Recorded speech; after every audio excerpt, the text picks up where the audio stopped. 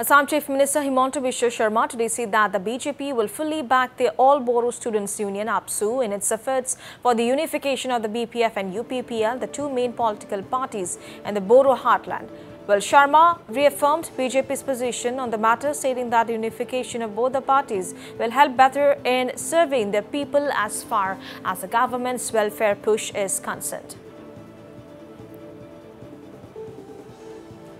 BPF আৰু UPPL লগত অঞ্জলি দৈমাৰী বাইদেউ সকলো যদি একলগ হয় ভাৰতীয় জনতা পাৰ্টিয়ে তাক আদৰণি জনাব। আমি ইতিমধ্যে এই কথাটো আগতেও কৈছো আৰু এতিয়াও আমি ৰিপিট কৰিছো